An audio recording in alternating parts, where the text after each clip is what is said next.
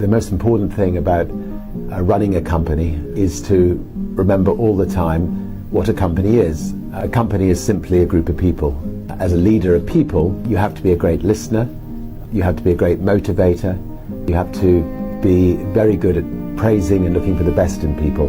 You know, people are no different from flowers. If you water flowers, they flourish. If you praise people, they flourish. This is how Richard Branson started Virgin Airlines due to a minor inconvenience and essentially with no money up front. So back in the 1980s, Richard Branson was running Virgin Records when he had a flight cancellation on the way to the Virgin Islands. And this minor inconvenience sparked a really creative idea that led to what is now Virgin Airlines. So Richard Branson actually called Boeing directly and followed up multiple times, cold call style. He told Boeing that he was trying to start an airline and asked them if they had any used 747s available for lease. And Boeing was very skeptical at first and didn't return a lot of Richard's calls in the beginning. After all, Branson was a record store owner with essentially zero aviation experience. But what led to Richard Branson's breakthrough was his persistence and his persuasiveness. Richard Branson was relentless with his vision for an airline with better service, more fun, and an airline that people would actually enjoy. Eventually, Boeing agreed and they did lease him a used 747. Branson negotiated a phenomenal deal with Boeing with the option to return the plane after a year if it didn't work out. That reduced his risk as an entrepreneur and gave him the opportunity to prove that this airline could work. So once he got the plane, he went all in on branding, calling it Virgin Atlantic. Now, what I find incredible about this whole ordeal is that Branson actually sold all the tickets before the plane was ever in the air, using the idea of the airline to prove demand and generate revenue. This just goes to show that you don't have to be a billionaire to start an airline. If you're a successful entrepreneur and you want something, you just have to have creativity and persistence.